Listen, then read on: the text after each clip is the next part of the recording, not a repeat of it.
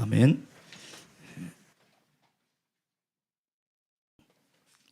자리에 편히 앉으시기 바랍니다. 오늘도 직장에서 가정에서 각자의 삶의 자리에서 참 수고 많으셨습니다. 오늘 예배도 함께 하셔서 또 삶의 위로와 큰 힘을 주시는 귀한 시간 되기를 주님의 이름으로 축원드립니다. 예수님의 이름으로 우리 함께 하나님 말씀 공부하도록 하겠습니다. 오늘은 창세기 5번째 에덴의 동산에 대한 내용을 함께 공부하도록 하겠습니다. 우리 저번 시간에 또 조금 복습을 하면요, 저번 시간에는 인간의 창조를 통해서 인간이 어떤 존재인가 저희들이 좀 이야기를 나눴는데요. 사실 창세기를 향한 세상의 도전은 굉장히 강합니다. 예를 들면은 저희들은 창조론을 믿고 있지만 사실 학교에서는 창조론을 가르치지 않습니다. 진화론을 가르치죠. 우리 다음 세대들은요, 거기에 대한 질문을 늘 가지고 있어요. 기독교 단체에서 조사를 해봤는데 교회 안에 있는 중고등학생들 중에서 창조론을 믿는 학생들이 몇 명이나 될까? 한 30%밖에 안 된다는 거예요. 그러니까 10명 중에 3명밖에 안 된다는 것입니다. 왜 그럴까요? 학교에서는 진화론을 가르치고 있거든요. 또 창세기를 통해서는 그것을 증명해낼 만한 내용들이 없어요. 그러나 진화론은 얼마나 많은 연구와 얼마나 많은 그 자료를 통해서 가르치고 있습니까? 그러니까 큰 도전을 받는 것이죠. 인간에 대해서도 마찬가지죠. 그러니까 그런 어떤 과학적 도전, 또 현대의 가치관의 그 도전들이 우리 기존의 어르신들은 그래도 성경을 순수하게 믿고 살아오셔서 지금까지 그 믿음을 가지고 계시지만요, 우리 자녀들 세대는 절대 그렇지 않습니다. 우리 다음 세대들은요, 절대 그렇지 않아요. 그래서 한순간에 하나님을 부인하고 한순간에 하나님을 떠날 수 있는 세대들이 우리 다음 세대들이에요. 그래서 우리는 그걸 잘 알아야 돼요. 그래서 성경에서 이야기하는 그 근원적이고 본질적인 것이 무엇인지를 우리는 답할 수 있어야 된다는 것이죠.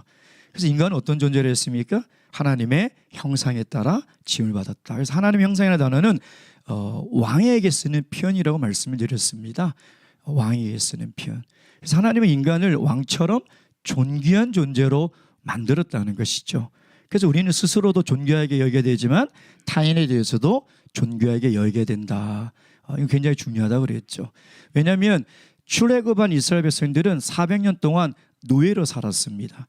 그 당시는 철저한 계급사회죠. 그렇죠? 그러니까 그들은 자신들의 정체성을 뭐라고 여기고 있습니까? 그들은 뼛속까지 노예라는 거죠. 그러니까 우리가 노예가 아닐 거야라는 생각을 단 한 번도 해본 적이 없어요. 왜냐하면 그들은 수백 년 동안 노예로 살았기 때문에. 그러니까 그 노예의 근성을 가진 이스라엘 백성들을 가나안 땅에 둔들 그들은 또 노예처럼 살아갈 수밖에 없어요. 그들이 정말 가나안 땅에서 하나님의 축복을 누리며 살아가려면 그들이 누군지를 반드시 알아야 된다는 것입니다. 하나님은 누구라 그럽니까? 너희들은 왕 같은 존귀한 존재라는 것이죠. 노예가 아니라는 것입니다. 그러니 오늘 내가 누구냐, 내가 하나님의 백성이고 하나님의 자녀라는 이 정체성은 너무나 중요한 것이죠.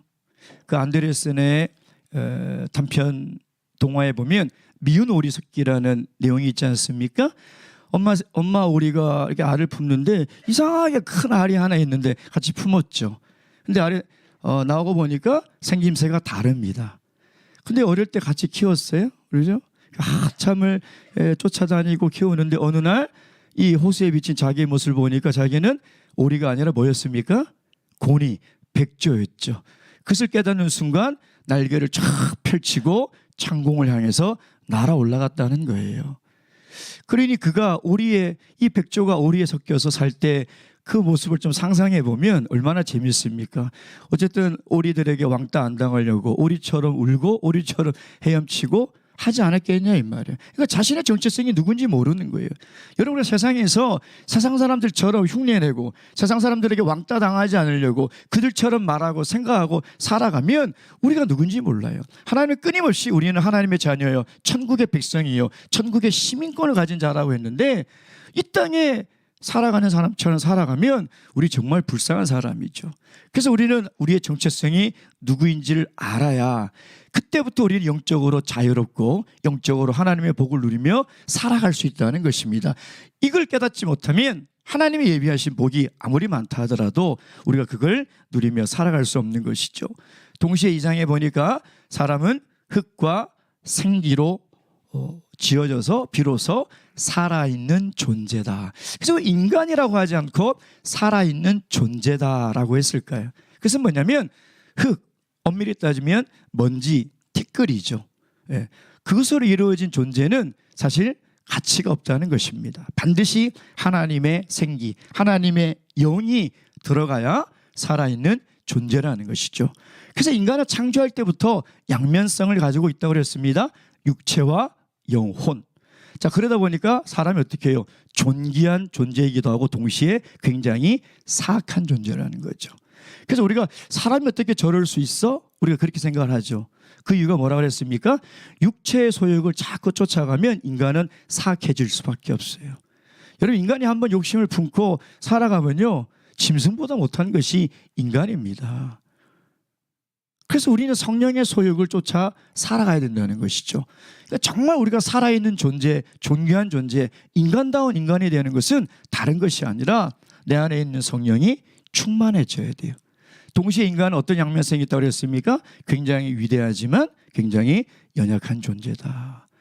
그러니까 인간은 만물의 영장이고 모든 것을 다 할 수 있고 굉장히 지혜로운 것도 사실이지만 동시에 인간은 먼지 같은 존재라는 거죠. 누구를 의지하지 않으면? 하나님을 의지하지 않으면. 그러나 우리가 하나님 앞에서 우리가 먼지요 티끌 같은 존재라고 인정하고 고백하면 하나님은 우리를 어떻게 만드신다고요? 강하게 만들어 주신다는 거죠. 예, 그게 인간의 본질이며 인간의 존재의 모습이라는 것입니다. 자, 오늘은 창세기 8장의 2장 8절에서 17절. 오늘은 에덴의 동산. 자, 8절부터 17절 저와 함께 교도하도록 하겠습니다. 오늘 함께 배울 내용입니다. 교도하겠습니다. 제가 8절 읽겠습니다. 여호와 하나님이 동방의 에덴의 동산을 창설하시고 그 지으신 사람을 거기 두시고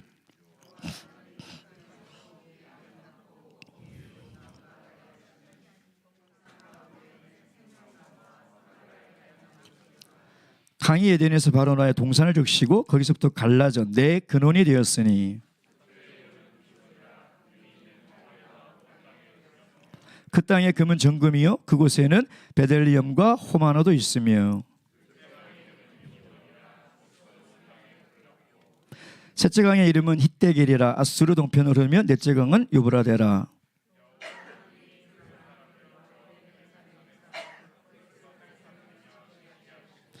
여호와 하나님이 그 사람에게 명하여 가라사대 동산 각종 나무의 실과는 내가 임의로 먹되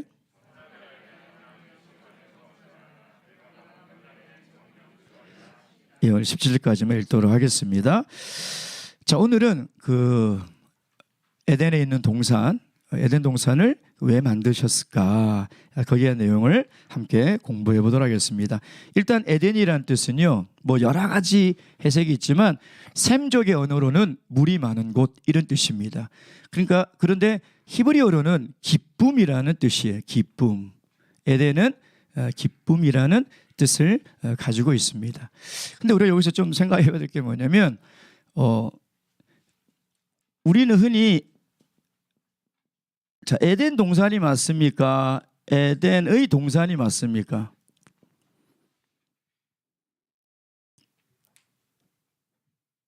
좀 어렵나요?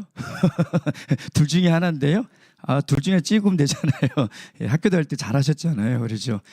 에덴 동산이 맞습니까? 에덴의 동산이 맞습니까? 뭐 이거 틀렸다고 해서 구원 못 받고 그러지 않습니다. 예. 그러니까 편안하게 하세요. 예. 예? 우리는 에덴 동산으로 알고 있지 않습니까? 근데 성경을 자세히 읽어보면 에덴에 있는 동산입니다. 이게 뭐냐면 에덴은 동산의 이름이 아니에요. 지역이에요. 이게 무슨 얘기냐면 에덴이란 지역이 있는데 여기에 동산이 있는 거죠. 이 이미지를 그리고 있어야 돼요. 그러니까 제가 왜 이 말씀을 하느냐? 뭐 에덴 동산이 에덴 동산이니까 그게 뭐가 그렇게 중요해요? 그럴 수 있죠. 그렇죠. 중요하지 않을 수도 있지만 또 중요할 수도 있습니다. 사실은. 예. 그래서 이 이미지를 가지고 있어야 돼요. 근데 우리는 너무 그냥 에덴 동산 하다 보니까 그 동산 이름이 에덴인갑다 이렇게 생각을 할 수 있다는 거죠. 그러나 성경을 자세히 읽어보면 그렇지 않아요. 에덴이란 지역에 동산이 있어요. 이걸 우리가 머릿속에 이미지를 둬야 된다. 자, 그럼 우리가 생각해 봅시다. 하나님이 지금 땅을 만드셨어요. 온 세상을. 그렇죠? 그리고 에덴이라는 지역에 있는데 그 지역에 특정하게 동산을 만드셨다는 거예요. 그럼 여기는 분명히 특별한 지역이에요.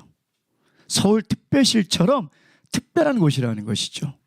자, 하나님이 특별한 이곳을 만들었다면 분명히 하나님의 특별한 목적이 있겠죠. 그렇죠? 에덴 동산을 왜 만드셨을까요? 에덴 동산을 왜 만드셨을까요? 예? 살게 하시려고. 여기 살면 안 되나요? 여기는 왜 못 사나요? 예. 에덴 동산을 왜 만드셨을까요? 예? 여기서 살아도 되잖아요. 그렇죠? 에덴 동산은 하나님이 온 세상을 만드시고요. 그 에덴이란 지역 안에 하나님이 만드신 하나님의 작은 하나님의 나라예요. 작은 하나님의 나라예요. 하나님의 나라. 예. 그러니까 하나님은 온 세상에 아담과 하와가 살 수 있지만 하나님은 특별히 에덴이라는 지역 안에 동산을 만드셔서 거기에 사람을 두셨다는 거죠. 예. 그러니까 이 동산은 분명히 특별한 목적이 있어요. 그래서 뭐냐면 하나님의 나라, 기쁨을 누리며 살아가라는 것이죠. 그래서 여러분, 교회의 원형이 뭐냐면 에덴 동산이에요. 교회의 기원은 에덴 동산이에요. 그 교회학을 보면은 교회의 첫 번째 시작이 뭐냐면 에덴 동산이라는 거죠. 자, 근데 여기에 동산이라는 또 뜻을 우리가 잘 봐야 됩니다. 동산. 우리 동산 그러면은 뭐 우리 그 동료의 그 동산을 생각하잖아요. 그 언덕이 쭉 있고 사과나무가 있고. 근데 여기서 동산이라는 단어는 뭐냐면 그 당시 메소포타미아의 신화에도 신의 동산, 신의 정원이라는 똑같은 이 단어가 나오는데요. 동산이 뭐냐면 울타리가 쳐져 있는 정원이라는 뜻이에요. 그래서 메소포타미아 신화에 보면 신의 정원은 울타리가 쳐져 있어요. 근데 거기는 신만 사는 곳이에요. 그러니까 사람이 사는 영역과 신이 사는 영역이 경계가 지어져 있는 거죠. 그러니까 그 똑같은 단어를 쓰고 있는 거예요. 동산이라는 단어가. 그러니까 우리가 동산 그러면 이렇게 언덕이 있고 아주 뭐 이렇게 과실나무도 많고 이렇게 생각하는데 그건 우리가 굉장히 그러니까 우리가 좀 이렇게 감성적으로 생각하는 거고요. 신학적으로, 성서적으로는 그런 의미가 아니라는 것입니다. 그래서 에덴 동산을 묘사하는 걸 보면요. 에덴 동산에는 과일나무도 풍성하고요. 물도 풍성하고요. 그러니까 뭐냐면 오직 기쁨만 있는 곳이었어요. 그리고 동시에 죄가 없었다는 것입니다. 이 땅에 물이 얼마나 풍부했는지 이야기를 하고 있죠. 근데 우리가 저번 시간 것을 보면은 땅이 있지만 비가 내리지 않았다고 그랬죠. 물이 절대적으로 부족해요. 자, 보세요. 지금 이 땅들은 물이 절대적으로 부족해요. 근데 그 물이 굉장히 풍부한 것이 어디냐면 바로 에덴 가운데 있는 동산, 에덴의 동산이라는 거죠. 그러니까 굉장히 대조적이죠. 지금 하나님이 땅을 다 만드셨는데 다른 지역은 물이 굉장히 부족해서 안개만 올라와서 그 식물들을 막 자라나게 하는데 눈을 들어 에덴에 있는 동산을 보니 거기는 물이 콸콸콸콸 넘치는 거예요. 예. 굉장히 특별한 것이죠, 분명히요. 예. 자, 두 번째, 에덴을 왜 만드셨을까? 에덴의 가운데 동산을 왜 만드셨을까?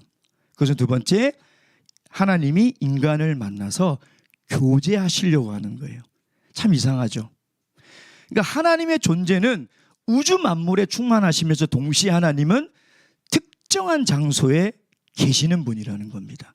그러니까 성경이 끊임없이 우리에게 이야기하는 게 뭐냐면 하나님은 우주 만물에 충만해서 어디에 다 계시지만 동시에 하나님은 하나님이 정하신 곳에 계신다는 거죠.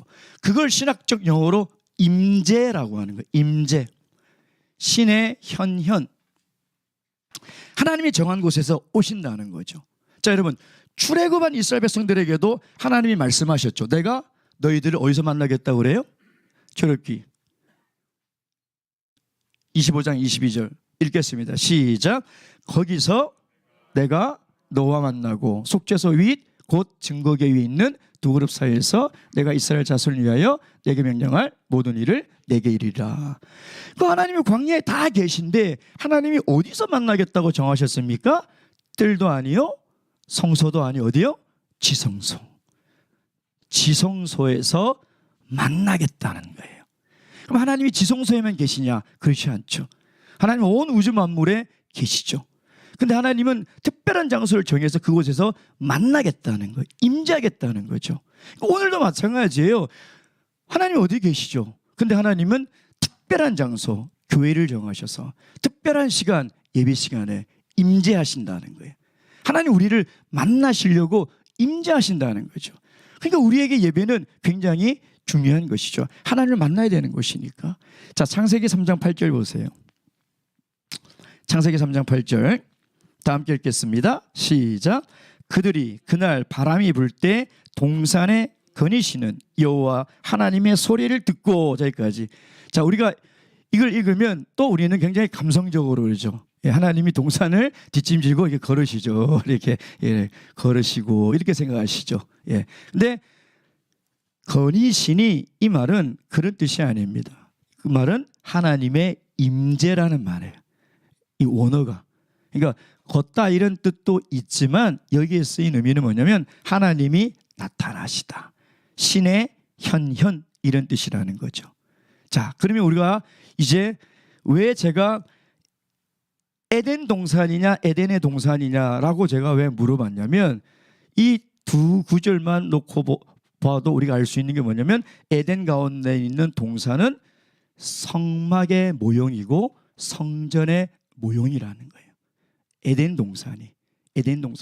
자, 다시 얘기하면 에덴 가운데 중앙에 있는 동산은 지성소고요. 그 다음에 에덴은 성소고요. 그 다음에 온 땅은 이제 세상이라는 거죠. 이 그림을 지금 그리고 있는 거예요. 하나님께서 이 그림을 그리고 있는 거죠. 자, 에덴을 왜 만드셨는가? 이제 이 목적을, 이 그림을 그려놓고 세 번째 목적을 보도록 하겠습니다. 자, 10절에 보니까 이렇게 읽어드리겠습니다. 2장 10절 다 함께 읽겠습니다. 10절 시작. 강이 에덴에서 발원하여 동산을 적시고 거기서부터 갈라져 내 근원이 되었으니. 자, 에덴에 있는 동산에 이 물이 얼마나 풍부했으면 내 강의 근원이라는 거예요. 여러분, 우리나라의 가장 큰 강이 한강과 낙동강이죠.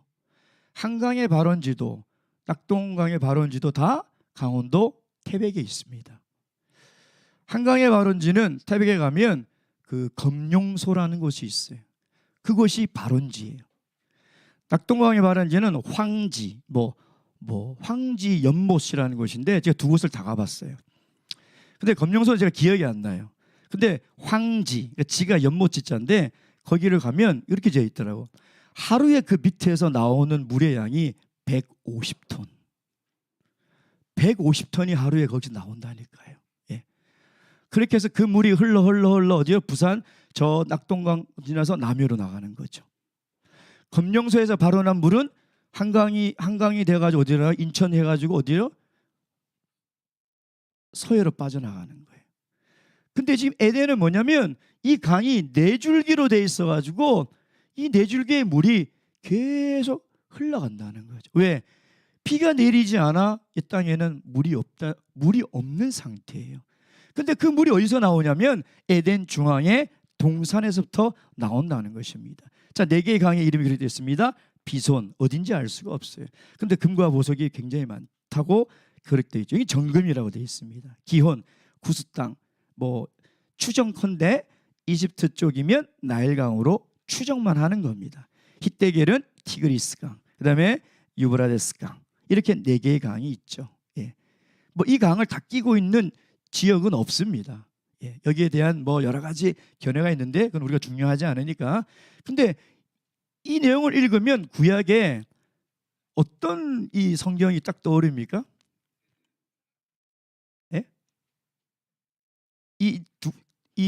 이게 성전이라, 이게 이제 성전이잖아요. 지성소잖아요. 여기서 강이 흘러서 온 세상을 적시는 이 그림을 우리가 구약 어디서 봤잖아요.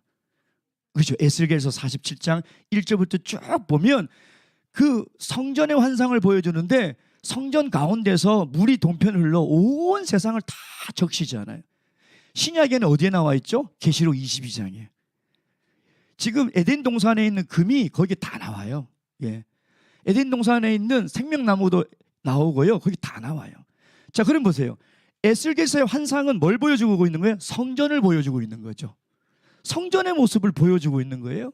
요한계시록 22장은 뭐예요? 완성될 성전을 우리에게 보여주고 있는 거예요.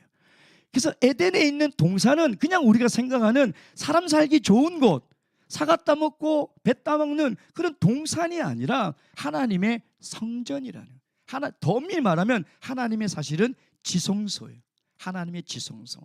그것을 구약의 에스겔을 통해서 또 요한계시록의 마지막에 완성될 하나님의 나라를 통해서 우리에게 보여주고 있는 것이죠. 그래서 이 네 개의 강이라는 말은 뭐냐면, 사는 히브리인들이 사를 뭐라고 생각했냐면 땅의 숫자, 세상의 숫자, 사람의 숫자예요. 그 말은 뭐예요? 네 줄기의 강이 흘러서 이 물이 온 세상을 적신다는 의미예요. 온 세상을 적신다. 그 그림을 보여주고 있는 것이죠. 예, 그 그림을 보여주고 있는 거예요. 그러니까 하나님의 목적은 뭐냐면, 비가 내리지 않았기 때문에 에덴에서 발원하는 내 물, 생명의 근원인 물을 통해서 온 세상을 풍요롭게 만들겠다는 거예요. 이것이 하나님의 계획이었다는 거죠. 다시 얘기하면 하나님이 아담에게 1장에 복을 주시죠. 그렇죠? 그 복이 이 아담이 살고 있는 에덴을 중심을 통해서 그 복이 온 세상에 다 흘러가서 온 세상이 하나님의 복을 누리게끔 만드신 것이 하나님이 에덴을 만드신 목적이라니까요. 아담과 하와를 잘 살라고 두신 것이 아니라 그걸 통해서 온 세상이 기쁨을 누리며 하나님의 복을 받으며 살아가라고 만드신 것이에요. 자, 그래서 15절에 인간을 거기에 두신 겁니다. 15절 다 함께 읽겠습니다. 시작. 여호와 하나님이 그 사람을 이끌어 에덴 동산에 두사 그것을 다스리며 지키게 하시고. 고대 근동의 이집트 신화에는 이집트는 돌을 깎아서 신의 신상을 만들어서 그 코에 숨을 후 불어넣고 거기다 세워놔요. 그럼 그 신전을 지키는 거예요. 그 신상이. 근데 메소포타미아는 흙으로 만들어요. 흙으로 만든데 그 세계 종교학에 보면 메소포타미아가 그 신상을 만들어서 그 신상을 신전에 둘 때의 의식이 있어요. 입 씻기 의식과 입 벌리기 의식이 있는데 그게 미스피 피트피라고 해요. 그 나라 언어로. 근데 이게 뭐냐면 이 신상의 입을 깨끗이 씻기고 입을 벌려서 숨을 넣어야 신이 말하는 음성을 들을 수 있다는 거예요. 그러니까 신전 의식에서 이 의식을 행해요. 자, 그렇다면 모세가 이 모세 오경 창세기를 기록할 때 이걸 다 알고 있어요. 왜냐하면 이집트에서 어떻게 하는지 다 알고 있고요. 그 당시 고대 문명의 메소포타미아의 신전 의식을 다 알고 있는 거죠. 그래서 엄밀히 따지면 모세는 그것을 염두에 두고 지금 하나님이 이 아담과 하와를 만드시고 숨을 불어넣으셔서 지금 하나님의 성전, 하나님의 나라에 두셨다는 것을 지금 이미지로 보여주고 있는 거예요. 이스라엘 백성들에게. 그 뭘 얘기하느냐? 하나님이 숨을 불어넣어서 에덴동산을 지키겠다니 뭐냐? 여기서 보면 두었다라고 되어 있죠. 두었다. 자, 우리가 두었다 그러면 한글 성경은 무슨 물건을 두시 이렇게 두는 것처럼 보이잖아요. 근데 두었다라는 말의 원래 원어는 뭐냐면 사람을 임명하여 두다라는 뜻이에요. 레위기의 제사장을 임명할 때 이 두었다라는 말을 써요. 다스리다는 우리가 계속 보고 있는 아바드, 경작하다, 섬기다 이런 뜻, 섬기다 이런 뜻이죠. 그러니까 하나님이 인간을 흙으로 만드시고 숨을 후 불어넣으시고 거기에 임명하신 거예요. 에덴 동산을 지키라고 임명하셨다는 것이죠. 그럼 이제 우리가 완전히 이 이미지가 다 그려지죠. 다섯 번째, 에덴 동산은 성막과 성전의 원형이라는 거예요. 원형. 예. 8절 말씀 보세요. 8절. 다 함께 읽겠습니다. 시작. 여호와 하나님이 동방의 에덴에 동산을 창설하시고, 자, 동산을 지으시고 동산을 만드시고 하지 않고 창설하시고라고 우리나라 그런 번역했는데, 이 창설하다는 원어의 뜻이 두 가지예요. 심다, 그 다음에 재밌는 게 뭐냐면 천막을 치다, 이런 뜻이에요. 천막을 치다. 그러니까 지금 애국 광야에 늘 성막에 텐트를 치는 이 히브리인들은 창설하다, 천막을 치다. 그럼 뭐가 딱 떠오르겠습니까? 하나님의 성막. 그 다음에 동산 가운데서 내가 너희를 만나겠다. 하나님이 거느신다. 그러니까 그들은 이 에덴에 있는 동산을 통해서 무엇이 그려지냐면 성막이 자연스럽게 그려지는 거죠. 자, 동시에 15절 말씀 보세요. 15절. 여호와 하나님이 그 사람 이끌어 에덴 동산을 두사 그것을 다스리며 지키게 하신다. 이게 히브리어로 샤마르인데, 이 단어는요 레위기의 제사장들에게 사용되는 단어입니다. 그러니까 성막을 지키라 할 때 이 단어를 써요. 이 단어를. 여러분, 레위기를 보면 제사장들이 성막에서 해야 될 가장 중요한 일이 뭘까요? 예? 레위인들이 성막을 지킬 때 가장 중요한 일이 뭘까요? 예? 제가 너무 어려운 질문했나요? 죄송합니다. 그 성막에 죄가 들어오지 않게 지켜야 돼요. 그러니까 죄가 들어오는 것을 막아야 돼요. 그래서 이 성막은 가장 거룩한 곳이에요. 조금이라도 오염이 되면, 왜냐하면 죄가 들어오는 순간 하나님께 나아갈 수도 없고 하나님을 만날 수도 없어요. 그러니까 성소 안에 들어가는 제사장도 자기 몸을 깨끗이 씻어야 되고요. 지성소 들어갈 때는 그 술에다가 방울을 달아가지고 죄가 있는 상태로 들어가면 어떻게 죽잖아요. 예.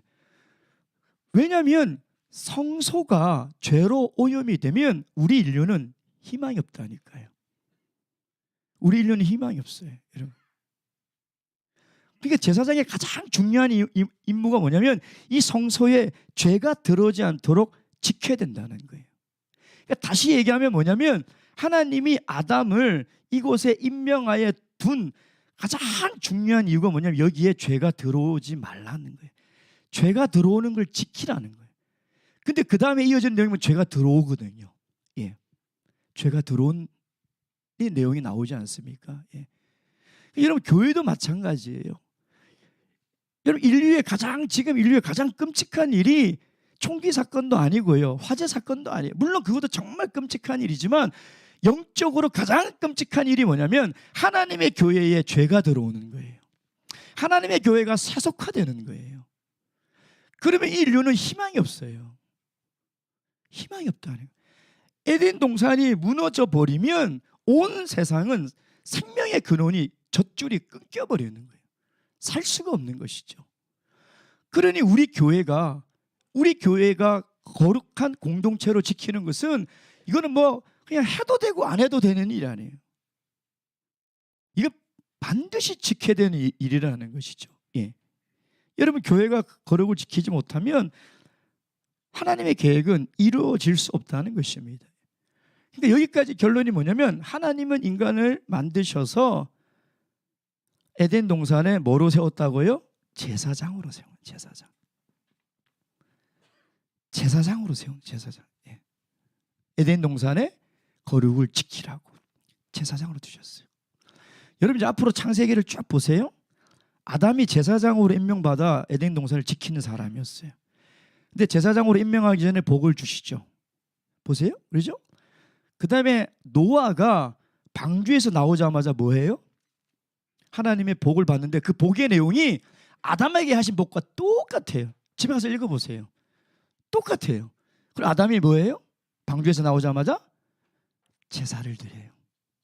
아브라함을 부르셔서 복을 주세요. 너는 복의 근원이 됐고 너로 말미암아 온 만민이 복을 받을지어다 라고 복을 주세요. 그리고 아브라함은요, 모리아산에서 제사를 드려요. 제사장으로서요. 야곱 보세요. 야곱에게 똑같이 복을 주세요. 야곱이 어디서요? 베델에서 제사장으로 제사를 드려요. 그래서 마지막 야곱이 죽을 때 하는 축복을 보면 뭐냐면 야곱의 축복이 다 가지를 뻗어가지고 온 세상에 복을 받는 것으로 끝나요, 여러분. 그러니까 창세기를 계속 읽어보면 하나님이 아담도 노아도 아브라함도 야곱도 다 제사장으로 부르시는 거예요. 그래서 인간은 하나님께서 지으시고 제사장으로 부르셨다는 거죠. 그러니까 다시 얘기하면 하나님의 계획은 뭐냐면 이 아담이 이 에덴에 있는 동산을 잘 지켜서, 이곳이 죄가 들어오지 잘 지켜서 하나님의 복이 온 세상에 다 흘러서 이 작은 하나님의 나라를 통해서 온 땅이 하나님의 거룩한 나라가 되게 하는 것, 그게 하나님의 계획이었다니까요. 그게 하나님의 계획이었어요. 예. 그걸 우리에게 이야기하고 있는 거죠. 그 오늘 가장 중요한 우리의 질문은 이거죠. 에덴 동산이 교회의 원형이고 교회의 기원이라면 하나님의 교회를 왜 이 땅에 세우셨을까? 똑같죠. 하나님을 만나고 예배하는 장소고, 그리고 하나님의 생명의 이 근원을 온 세상에 전해야 되는 복음적 사명이 우리에게 있는 거죠. 이 네 개의 강은 바로 그걸 얘기하는, 땅끝까지 온 세상에 복음을 전하라는 것이죠. 예. 여러분, 그래서 우리 인간의 근원적인 문제는, 제가 예전에 창세기 개론할 때 그런 말씀드렸습니다. 인류 역사는 간단히 얘기하면 실낙원에서 낙원이 회복되는 역사다. 창세기 2장부터 요한계시록 22장까지 그 낙원을 잃어버린 인류가 얼마나 고통 속에서 살아가는지에 대한 내용이고, 마지막에 요한계시록에 그 낙원이 완성될 때 그 모습을 보여주고 있는 것이 우리 인류의 역사다라고 말씀을 드렸죠. 그러니까 여러분, 우리 인간의 가장 본질적인 문제는 뭐냐면 에덴을 잃어버린 것이에요. 기쁨을 잃어버린 것이죠. 행복을 잃어버린 거예요. 그러니까 모든 인간들은, 야, 돈을 벌면 행복하고 기쁠까? 명예를 얻으면, 권력을 얻으면 기쁠까? 하고 계속 헛된 것을 쫓아 살아가는 거예요. 제가 죄가 뭐라고 죄라고 그랬죠? 관역을 빗나간 화살이 죄라고 그랬죠. 이게 다 죄라니까요. 하나님이 우리를 창조하신 목적과 다르게 살아가잖아요. 거기에 기쁨이 있는지, 거기에 즐거움이 있는지, 거기에 다 쫓아 살아가는 거죠. 예? 사마리아 여인이 그랬던 거예요. 정말 남편을 5명을 바꿔도 갈증이 나는 거예요. 예수님을 만나지 않습니까? 예수님께 뭐래요? 내 배에서 나오는 이 생수를 마시면 영생의 기쁨을 얻는다라고 이야기를 하고 있지 않습니까? 그 얘기를 하고 있는 것이죠. 여러분, 예수님께서 교회라는 단어를 제일 처음 쓴 데가 어디냐면 베드로의 신앙 고백을 듣고 어디서요? 가이사랴 빌립보에서 이 반석 위에 내 교회를 세우겠다, 그 말씀을 하시죠. 교회를 세우겠다고. 근데 가이사랴 빌립보에 가보신 분은 있겠지만 거기를 딱 가는 순간 뭐가 보여요? 바위에서 물이 콸콸콸 쏟아져 나와요. 그 가이사랴 빌립보 예수님이 서서 말씀하신 그 반석에서 물이요 엄청나게 쏟아져 나온다니까요. 그 물이 가나안 그 척박한 땅을 다 적시고요, 그것이 요단강이 되고 사해가 돼서 흘러가는 거예요. 그러니까 예수님의 제자들은 교회의 이미지를 딱 그릴 때 무슨 이미지가 그러냐면 에덴의 동산의 이미지가 그려지는 거예요. 교회는 그런 곳이라니까요. 교회에 영생하는 하나님의 생명의 말씀과 성령의 능력이 온 세상에 흘러가야 기쁨과 즐거움과 행복을 잃어버리고 살아가는 모든 인간들에게 진정한 삶의 기쁨을 줄 수 있는 것은 교회밖에 없어요. 그래서 하나님이 앞으로 당신이 지으신 온 세상을 어떻게 회복할 것인가? 교회가 회복이 돼야 돼요. 회복된 교회를 통해서 하나님은 온 세상을 회복하는 것이 하나님의 계획이라는 거예요. 그래서 하나님이 이 땅에 교회를 세우시는 거예요. 그 완성된 교회가 뭐예요? 요한계시록 22장에, 오늘 댁에 가셔서 요한계시록 22장 읽어보면 에덴 동산에 있는 모든 것들이 다 나와요. 생명나무도 나오고요, 과실나무도 나오고요, 금은보화도 나오고요, 다 나옵니다. 그게 뭐냐면 그러니까 무너져버린, 깨어져버린 에덴이 회복되는 모습을 보여주고 있는 거죠. 그래서 우리의 정체성은 뭐냐? 베드로 전서 2장 9절 말씀 읽도록 하겠습니다. 베드로 전서 2장 9절 다 함께 읽겠습니다. 시작. 그러나 너희는 택하신 족속이요 왕같은 제사장이요 거룩한 나라요 그의 소유가 된 백성이니 이는 너희를 어둠에서 불러내어 그의 기이한 빛에 들어가게 하신 이의 아름다운 덕을 선포하게 하려 하심이니라. 아멘. 하나님께서 우리를 죄 가운데 불러주셔서 왕 같은 제사장으로 삼아 주시고 이 성전에 두신 것은 우리가 다 제사장으로 살아가라는 거예요. 그래서 우리는 이 거룩한 교회에 세상에 세속적인 죄가 들어오지 않도록 우린 철저히 지켜야 되고 날마다 이곳에서 하나님과 만나야 되고 동시에 하나님의 생명의 복음을 땅끝까지 전해야 되는 것이죠. 그 사명이 오늘 저와 여러분에게 있다는 것입니다. 이것을 깨달아 함께 살아가시는 그런 우리 귀한 성도님 되시기를 주님의 이름으로 축원드립니다. 기도하시겠습니다. 오늘 들으신 말씀 기억하시며 기도하시고요. 또 기도 제목 우리 함께 삼아서 함께 기도하도록 하겠습니다.